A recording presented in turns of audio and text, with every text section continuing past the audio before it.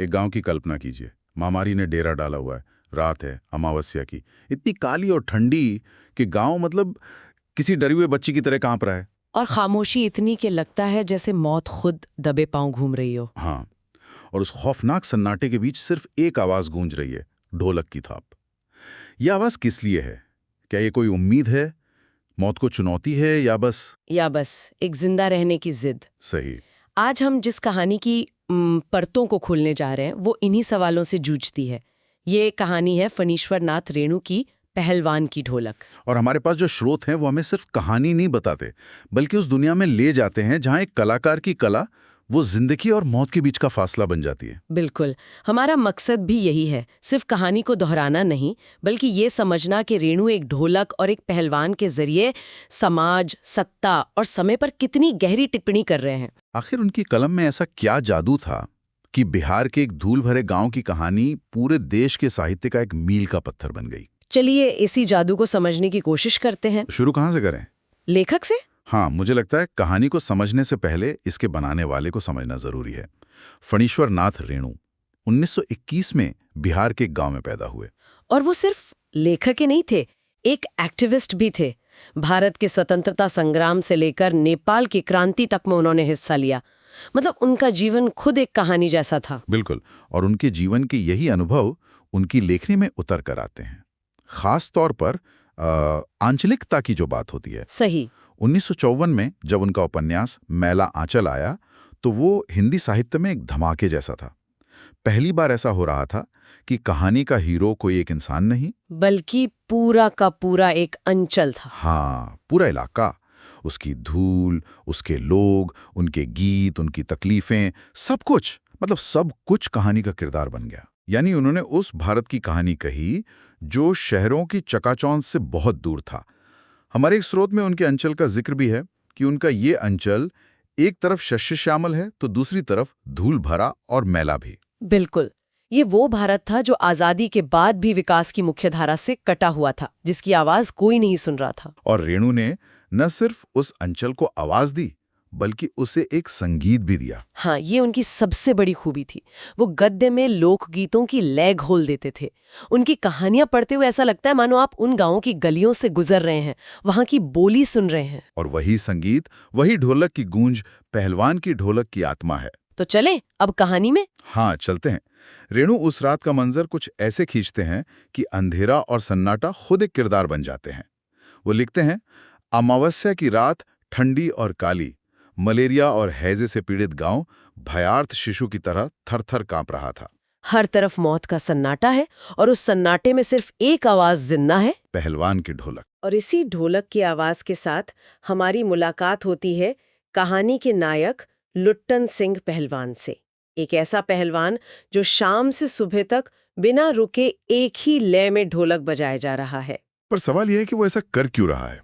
इसका जवाब उसकी अपनी कहानी में छुपा है ना। हाँ, और उसकी कहानी भी बड़ी अजीब है।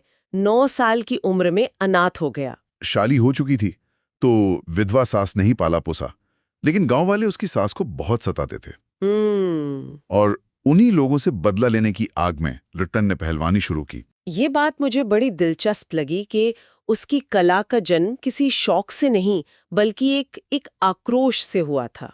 ये उसके जुझारू स्वभाव को दिखाता है। वो अन्याय के सामने झुकने वालों में से नहीं था। और यही जिद, यही लड़ने का जज्बा हम बाद में दंगल के अखाड़े में देखते हैं। लेकिन उसकी जिंदगी का सबसे बड़ा दिन तब आया जब वो श्यामनगर के मेले में गया। वहां उसने उस वक्त के सबसे नामी पहलवान को देखा, चांद सिंह को, जिसे शेर के बच्चे का खिताब मिला हुआ था। हाँ, उसे देखकर और ढोल की आवाज सुनकर लुट्टन के खून में ऐसा उबाल आया कि उसने सीधे चांद सिंह को ही चुनौती दे दी। जरा सोचिए उस पल के बारे में। चांद सिंह पंजाब से आया था, बड़े बड़े पहलवानों को धूल चटा चुका था, और ये गांव का एक नौजवान उसे ललकार रहा है। पूरी भीड़ हैरान थी। सब चिल्ला रहे थे, पागल है, ये तो मरेगा। यहां तक कि राजा साहब ने भी उसे मना किया, 10 रुपए का नोट देकर कहा कि जाओ मेला घूमो। पर वो नहीं माना। नहीं माना। उसने कहा, दुहाई सरकार, पत्थर पर माथा पटक कर मर जाऊंगा, हुक्म मिले। उसकी ये जिद देखकर राजा साहब भी मान गए। और फिर जो कुश्ती शुरू हुई वो सिर्फ 2 शरीरों की नहीं थी, बल्कि एक कलाकार और उसकी कला के भरोसे की लड़ाई थी। और यही रेणु का कमाल दिखता है। वो कुश्ती के दांव पेंच को ढोलक की आवाज से जोड़ देते हैं। हाँ, लुट्टन बार बार कहता था कि उसका कोई गुरु नहीं है, ये ढोल ही उसका गुरु है। वो लड़ते हुए ढोल की आवाज सुनता था और उसे ही अपने गुरु का आदेश मानता था। ये तो कमाल की बात है, मतलब उसका गुरु को इंसान नहीं बल्कि उसकी कला, उसकी ढोलक ही थी। ये कलाकार और उसकी कला के रिश्ते को एक बिल्कुल नए स्तर पर ले जाता है। बिल्कुल, ढोलक उसके लिए सिर्फ एक साज नहीं है, वो उसकी हिम्मत है, उसका कोच है। रेनू लिखते हैं कि ढोल की हर थाप का लुट्टन के लिए एक मतलब था। जब ढोल बजता चट गिरधा, तो लुट्टन के कानों में आवाज आती, मत डरना, मत डरना। अच्छा, और जब चांद सिंह उस पर हावी होने लगता तो ढोल की आवाज बदल जाती। आवाज आती धाक धिना तिरकटतिना, जिसका मतलब था दांव काटो, बाहर हो जाओ। और लुट्टन तुरंत दांव काट कर बच निकलता। हाँ, और फिर वो पल आया जब ढोल ने जीत का मंत्र फूका। जब ढोल ने गरजना शुरू किया, चटाक चड्ढा, तो लुट्टन को साफ संदेश मिला, उठा पटक दे। बिल्कुल, और ढोल की उसी आज्ञा पर उसने पूरी ताकत से चांद सिंह को उठाकर जमीन पर दे मारा। शेर का बच्चा चित्त हो गया था। क्या मंजर रहा होगा वो। पूरा मेला जश्न में डूब गया। राजा साहब इतने खुश हुए कि उन्होंने लुट्टन को गले से लगा लिया और उसे हमेशा के लिए अपना दरबारी पहलवान रख लिया। उस एक दिन ने उसकी जिंदगी बदल दी। अगले 15 साल लुट्टन सिंह अजय रहा। उसकी कीर्ति दूर दूर तक फैल गई। वो अपनी कला के शिखर पर था। सब कुछ बेहतरीन चल रहा था। लेकिन जैसा अक्सर कहानियों में होता है, ये अच्छा वक्त हमेशा के लिए नहीं रहता। हाँ, और बदलाव तब आता है जब सत्ता बदलती है। बूढ़े राजा साहब की मृत्यु हो जाती है और विलायत से पढ़कर आए उनके बेटे नए राजकुमार गद्दी संभालते हैं। और नए राजकुमार को इस देसी खेल कुश्ती में कोई दिलचस्पी थी नहीं। अरे नहीं, उन्हें घोड़ों की रेस का शौक था। तो दंगल की जगह रेस कोर्स ने ले ली। एक दिन मैनेजर ने राजकुमार को पहलवान और उसके 2 बेटों के खाने का खर्च बताया। खर्च सुनकर राजकुमार ने नाक सिकोड़कर कहा, टेरेबल, यानी भयानक। और मैनेजर साहब ने तुरंत जोड़ा हॉरिबल, बहुत ही भयानक।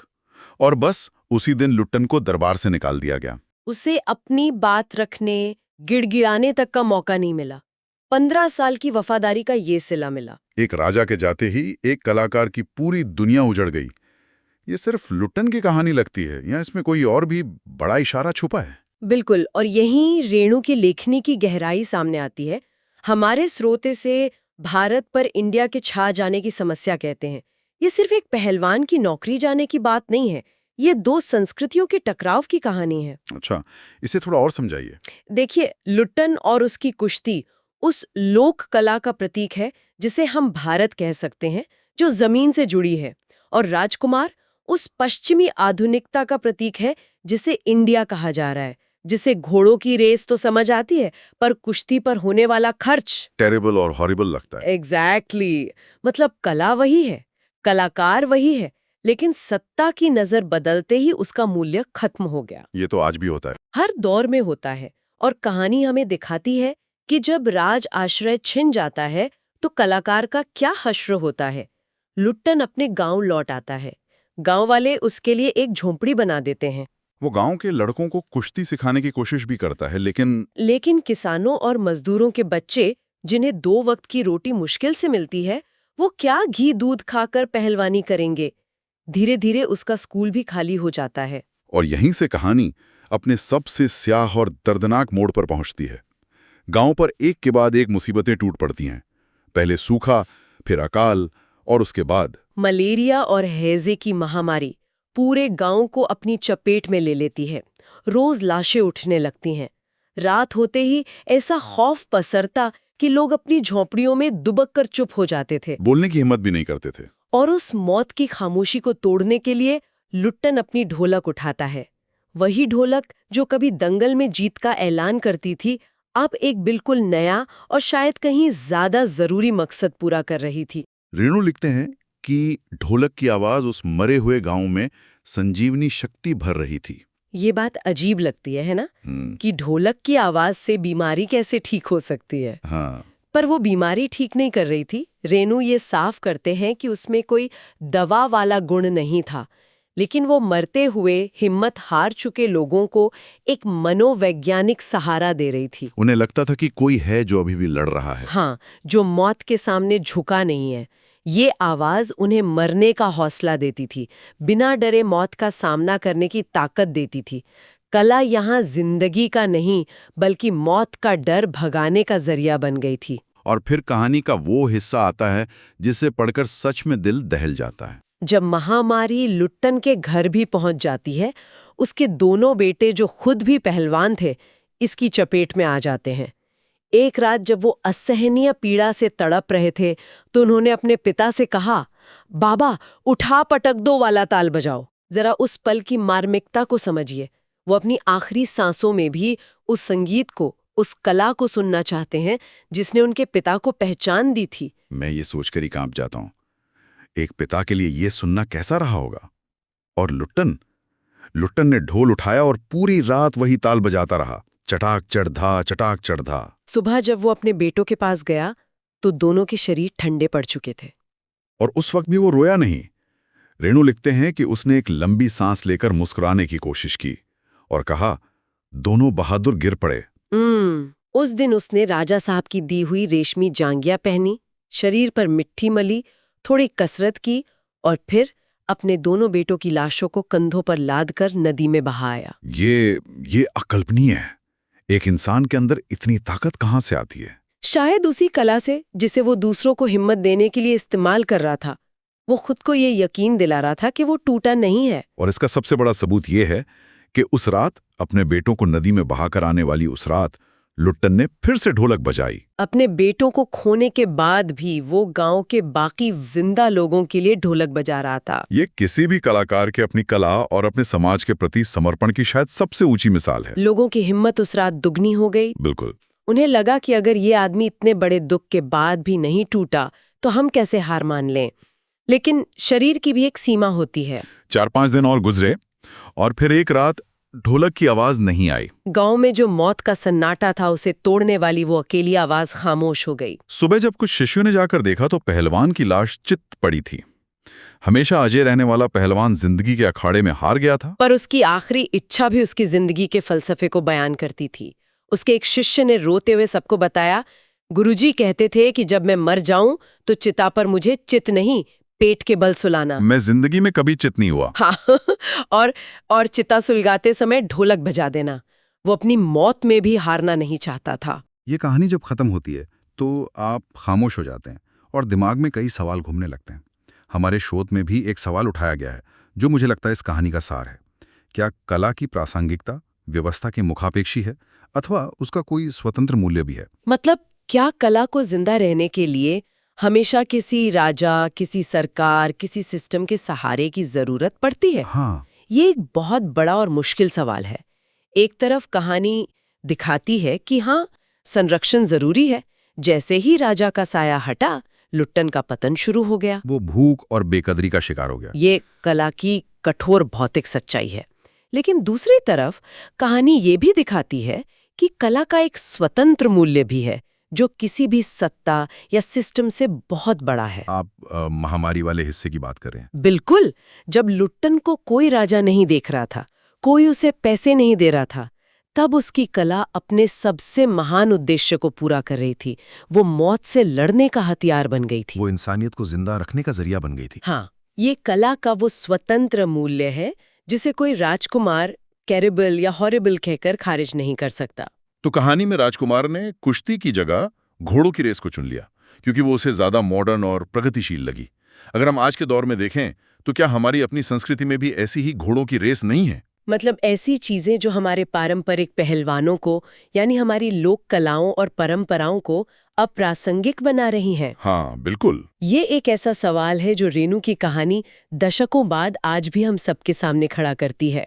हम सब तरक्की चाहते हैं, आधुनिकता चाहते हैं, लेकिन इस दौड़ में हम क्या-क्या पीछे छोड़ते जा रहे हैं? हमारे आसपास ऐसी कितनी ही लोक कलाएं, परंपराएं और हुनर हैं जो लुट्टन पहलवान की तरह चुपचाप दम तोड़ रहे हैं क्योंकि उन्हें संरक्षण देने वाला कोई राजा साहब नहीं बचा। और सोचने वाली बात यह है कि जब उनकी ढोलक हमेशा के लिए बंद हो जाएगी तो हमारे समाज के सन्नाटे को तोड़ने के लिए पीछे क्या आवाज बचेगी?